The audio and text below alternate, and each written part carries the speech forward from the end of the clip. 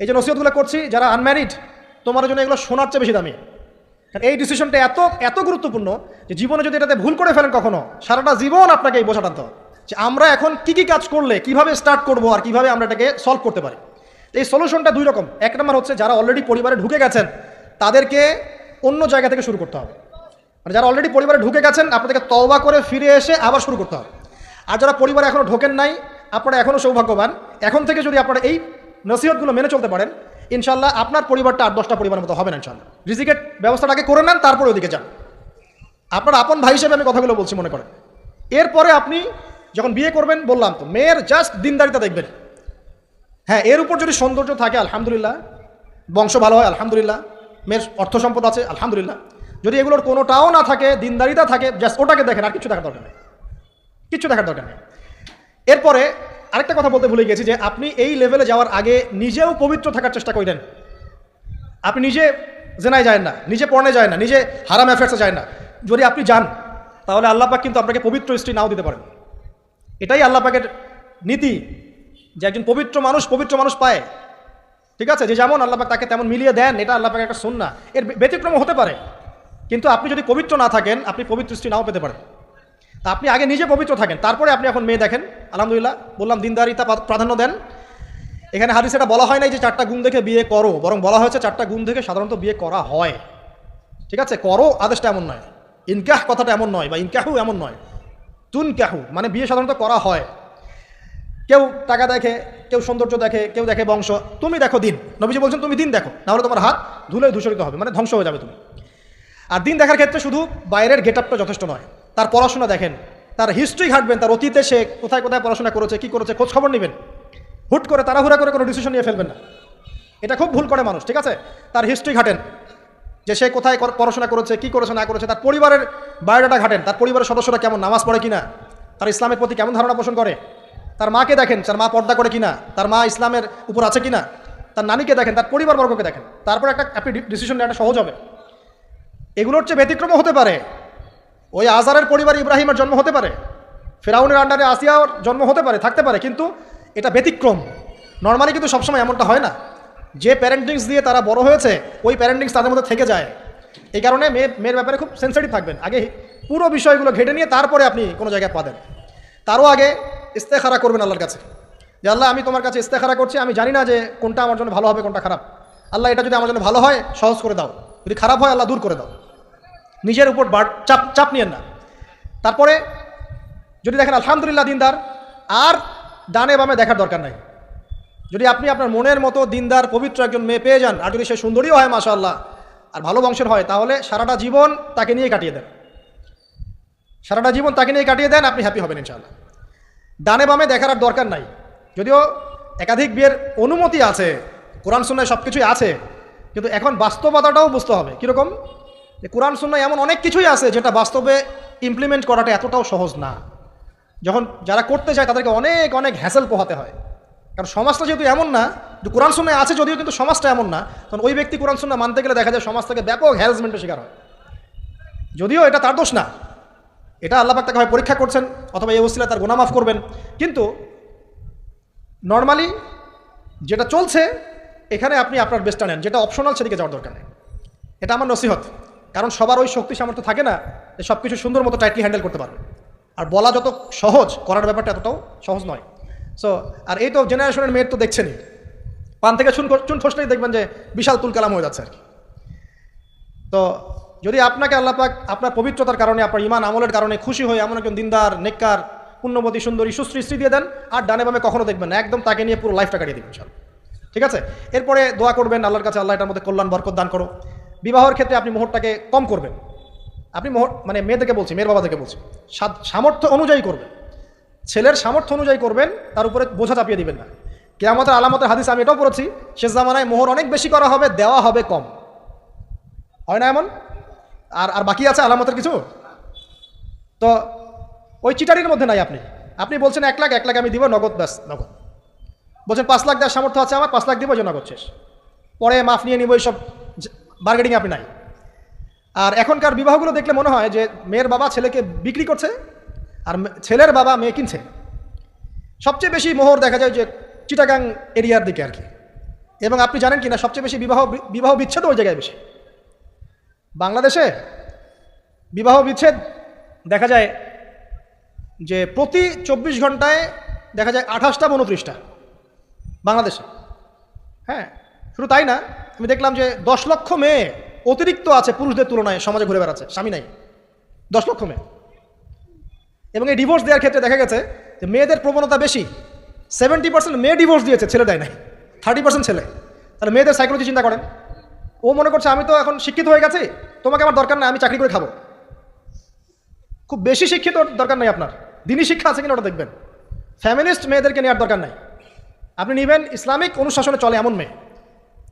এরপর যখন পরিবার স্টার্ট হবে, আল্লাহর কাছে বরকত চাবেন, বিয়েটা সহজ করে নেবেন। যে বিয়েতে খরচ যত কম, সে বিয়েতে আল্লাহর বরকত তত বেশি। হাদিস। অলিমা হবে, মাশাআল্লাহ, আপনার বিবাহিত জীবন মোবারক হোক, দোয়া করি।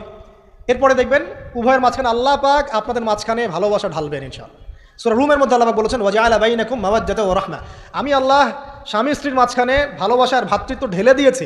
এটা আল্লাহ পাকের একটা আয়াত, নিদর্শন। এই ঢেলে দেওয়া মানে কিন্তু আবার সেই ঢেলে দেওয়া নয়। কথা কি বুঝতে পারছেন?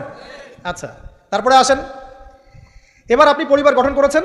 এখানে আমি কয়েকটা কথা বলি যে উভয়ের মাঝখানে খুব চূড়ান্ত লেভেলের ভালোবাসা এটাই যথেষ্ট নয় পরিবার সুখী হওয়ার জন্য। পরিবারের মধ্যে এখন থাকতে হবে সলাৎ। কি থাকতে হবে ভাই? সলাৎ। পরিবারে থাকতে হবে কোরআন, পরিবারে থাকবে সুন্নাহ, পরিবারে থাকবে ইসলামী অনুশাসন, পরিবারে থাকবে খাস পর্দা। আপনার বউকে মানুষ দেখেই নাই এরকম পর্দা। আরে কাপড় খোলা তো অনেক দূরের কথা, আমার এমন স্ত্রী আপনার স্ত্রীকে দেখেই নেই মানুষ। বাধ্য না হলে সে বাইরেই আসবে না, বাধ্য হয়েছে আসছে, মাহারাম আছে মাহারাম সাথে আছে, এখন বাইরে আসছে।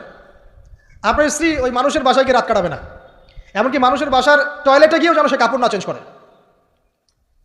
কারো বাসায় গিয়ে স্ত্রীকে রেখে দিয়ে আসবেন না, যে অপরিচিত কারো বাসায় স্ত্রীকে রেখে আপনি কোনো কাজে গেছেন, যাবেন না, এটা করবেন না। আপনার কাছে মনে করেন একটা কোহিনূর হীরা আছে, মনে করেন যেটার মূল্য ধরেন যে লক্ষ কোটি ডলার, এটা আপনি কি যত্রতত্র ইউজ করবেন, নাকি আপনি খুব যত্ন করে আপনার ভিতরে আগলে রাখবেন? কোনটা?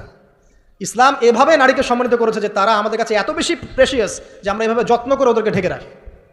কথা কি বুঝতে পারছেন? আর তোমাদের কাছে মেয়েদের দাম নাই, তোমরা ল্যাংটা হয়ে করো, তোমাদের কে বাধা দিয়েছে?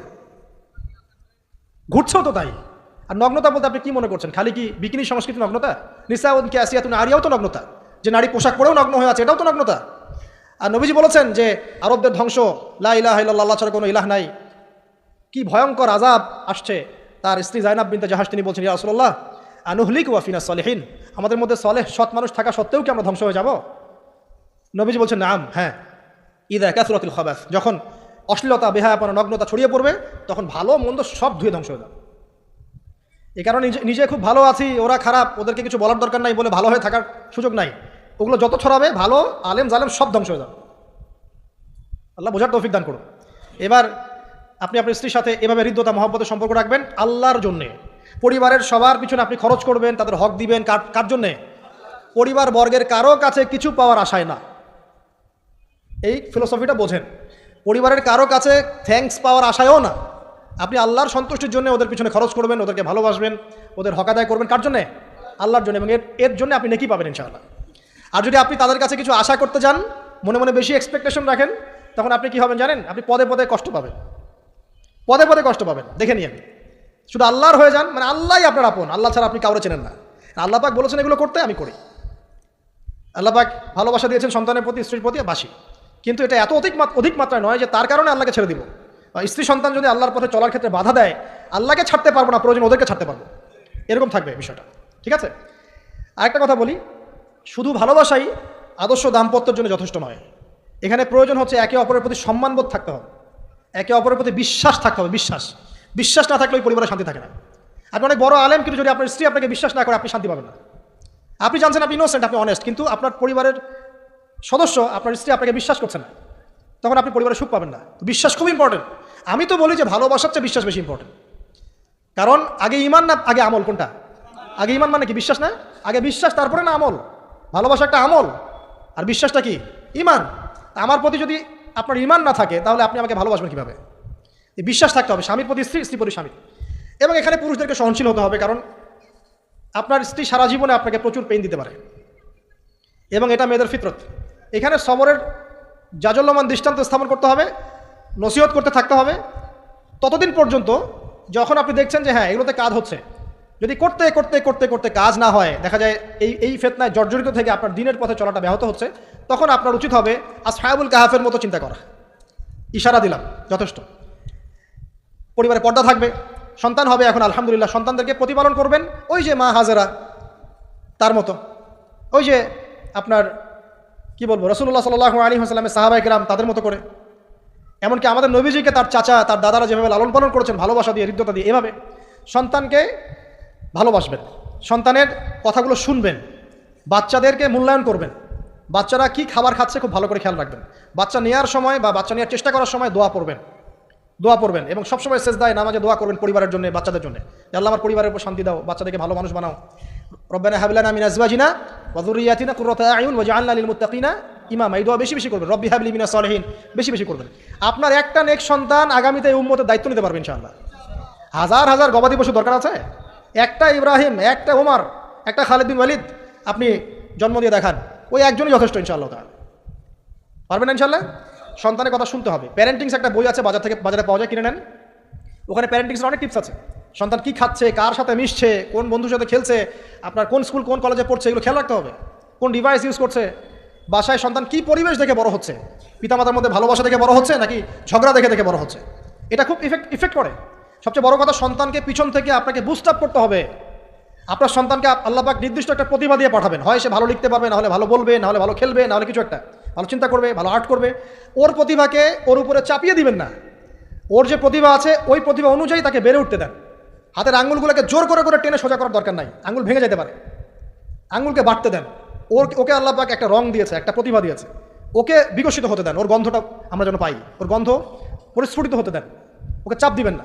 এখনকার পরিবারে প্রচুর চাপ, দেখবেন যে সন্তানের পিতামাতারা চাপ দিতে দিতে সন্তান আত্মহত্যা করে ফেলছে, করছে না? রেজাল্ট খারাপ হলো, কি চাপ, কি করলি সারা জীবনে, এসএসসিতে A+ পাইতে পারলি না, বেচারা গলা লটকাইতে মরে গেল। কি হয়েছে? এসএসসিতে রেজাল্ট খারাপ হয়েছে তো কি হয়েছে? জীবনে এটাই সব কিছু? একটা না হয় দুর্ঘটনা ঘটে গেছে জীবনে, তাকে জীবনে নষ্ট হয়ে গেছে নাকি? পিতামাতার চাপের কারণে চাকরি পাইস না, সারা জীবন ধরে খাওয়াইলাম পড়াইলাম, চাকরি করতে পারিস না, আমাদেরকে দেখতে পারিস না, চাপ দিতে দিতে বেচারা এখন মাদকের দিকে। পরিবারের চাপ নিতে পারে না, ওই যে মাদকের কাছে গিয়ে শান্তি খুঁজতেছে, তারপর ওই যে পতিতালয়ে গিয়ে শান্তি খুঁজতেছে, ওই গার্লফ্রেন্ডের কাছে শান্তি খুঁজতেছে। তো পরিবার থেকে চাপের এই সংস্কৃতি বন্ধ করতে হবে। পরিবারের সন্তানদেরও পিতামাতাকে চাপ দেওয়া উচিত নয়, পিতামাতার উচিত নয় সন্তানকে চাপ দেওয়া, বরং তার প্রতিভাটাকে ফাইন্ড আউট করে আপনি বিচক্ষণ বাবা হিসেবে আপনি দেখবেন যে তার প্রতিভা কোন দিকে আছে, সেদিকে আপনি তাকে নিয়ে যাবেন। আর যদি আপনি আল্লাহওয়ালা হন, দেখবেন ইনশাআল্লাহ তার প্রতিভা ইসলামের দিকেই থাকবে ইনশাআল্লাহ। ইমাম বুখারীর মায়ের কথা শোনেন নাই? তার মা সারাদিন কান্নাকাটি করে দোয়া করতো, আল্লাহ আমার ছেলেটাকে দিনের জন্য কবুল করো, আমার ছেলেটাকে দিনের জন্য কবুল করো। তার চোখের সমস্যা ছিল, তিনি চোখে ভালো করে দেখতে পারতেন না, মায়ের দোয়ার বদৌলতে আল্লাহ পাক তার চোখের সমস্যা দূর করে দিয়েছেন। এখন ইমাম বুখারী রাহিমাহুল্লাহর কিতাব সবাই পড়ছে না? একজন মায়ের তাড়না দেখেন, মা সন্তানের জন্য দোয়া করবে, আল্লাহ আমার সন্তানটাকে দিনের জন্য কবুল করো। বাবা দোয়া করবে, আল্লাহ আমার বাচ্চাটাকে দিনের জন্য কবুল করো। এই যে বাবা নূহের তাড়না দেখেন, ইব্রাহিম আলাইহিস সালামের তাড়না দেখেন, রব্বি হাবলি মিনাস সালিহিন, আল্লাহ আমাকে সুসন্তান দান করো। চাপ দিয়েন না, সন্তানের প্রতিভা অনুযায়ী আপনি তাকে বিকশিত হতে দেন, ইনশাআল্লাহ দেখবেন একদিন সে আপনার মুখ উজ্জ্বল করবে ইনশাআল্লাহ। আর চাপ দিলে কী হবে জানেন? অকালেই ঝরে পড়বে, অকালে ঝরে পড়বে, ওর মাইন্ডটা বিক্ষিপ্ত হয়ে যাবে, তখন পরিবার থেকে তার একটা দূরত্ব সৃষ্টি হবে। আর ওই সুযোগ শয়তান নিবে, খারাপ বন্ধুর পাল্লায় পড়বে, আয় গাজা একটা টান দে, আয় একটু ইয়াবা খা, একটু এটা কর সেটা কর, আস্তে আস্তে দেখবেন হারাই গেছে অন্ধকার জগতে। অন্ধকার জগৎ একবার হারাই গেলে আর ফিরে পাবেন না। এদিকে প্র্যাকটিক্যাল কথা না ভাই, মেয়েকে চাপ দিবেন, দেখবেন যে বেঁকে বসছে। যদি ছোটোবেলা থেকে মেয়েকে আপনি সুন্দর হিজাব পোশাক তরবিয়ত দিতে পারেন, এই মেয়ে বড় হয়ে ইনশাআল্লাহ বেলাইনে যাবে না। কিন্তু ছোটোবেলা থেকে ওকে যদি আপনি নায়িকাদের মতো মানুষ করেন আর বড় হয়ে পস্তাবেন আমার মেয়ে কেন ছেলের হাত ধরে পারা গেল, এটা তো আপনার জন্য হয়েছে। ছোটোবেলা থেকে এই সন্তান অনুশাসনটাকে ঠিক করতে হবে। ওই যে বললাম, পিতা মাতা যদি দিনদার মুত্তাকি পরেজগার হয়, তাদেরকে দেখেই সন্তান শিখবে। আমরা যখন সেজদা করি, আমাদের ছেলেমেয়েরা পিঠে উঠে আসে না? ওরাও দেখবেন সেজদা করার ট্রাই করে না? মসজিদে নিয়ে আসেন বাচ্চাকে, দেখবেন ও দেখে দেখে দেখছে যে কী করছে এরা, কী করছে, ও তখন নিজেও একটু হাত বাঁধার চেষ্টা করে, এমন করে দাঁড়া থাকে, খেয়াল করে নাই? হাত তুলে। বাচ্চারা দেখে শিখবে, পরিবারে দেখে বাচ্চারা শিখবে যে পিতামাতা কেমন কীভাবে কথা বলে, পিতা কেমন করে মায়ের সাথে কথা বলছে, মা কেমন করে পিতার সাথে কথা বলছে, সে ওইভাবেই কথা বলবে। যে পরিবারে ওমরের মতো পিতা আছে, ওই পরিবার কি খারাপ হতে পারবে? যে পরিবারে হাজরা আলী হাসলামের মতো মা আছে, ওই পরিবার খারাপ হতে পারে? তো প্যারেন্টিংটা ঠিক করতে হবে। নৈতিক আদর্শের সাথে তাদেরকে ভালো খাবার দিবেন, খাবারের ব্যাপারে সচেতন থাকবেন, কার্বোহাইড্রেট পাচ্ছে কিনা, প্রোটিন ঠিকমতো পাচ্ছে কিনা, ভিটামিন পাচ্ছে কিনা, হ্যাঁ ও পরিষ্কার পরিচ্ছন্ন থাকছে কিনা, পরিবারটা থাকবে নিট অ্যান্ড ক্লিন, চকচকা। এখানে যেন মানে আর বলে না যে পবিত্রতা ইমানের অর্ধেক, হাদিস আছে না? মানে পরিবারগুলো হবে নিট অ্যান্ড ক্লিন, ঝকঝকা, রুচিশীল। এখানে যেন নোংরা বিষয় না থাকে, নোংরা আবর্জনা, বাথরুম ঠিক নাই, এটা ঠিক নাই, এমন না। ঝকঝকা পরিবার আপনার সামর্থ্য অনুযায়ী আপনি করবেন। কারণ পরিচ্ছন্ন না থাকলে বাচ্চা কাচ্চা অসুস্থ হবে বেশি, অসুস্থ হলে পরে আপনার পেরেশানি, ওরা খাবে না ঠিকমতো, রুচি ঠিকমতো থাকবে না, বাড়বে না ঠিকমতো। তো পরিচ্ছন্নতার সাথে সঠিক খাবার, সঠিক প্যারেন্টিং, ইসলামিক তরবিয়ত এবং তার উপর চাপ প্রয়োগ না করে তাকে তার প্রতিভাটা বিকশিত হতে দেওয়া। চাপ প্রয়োগ না করার মানে এই নয় যে আপনি শাসনই করবেন না, পরিবারের উপর শাসন লাঠি থাকবে কিন্তু ওটার যত্রতত্র প্রয়োগ করবেন না।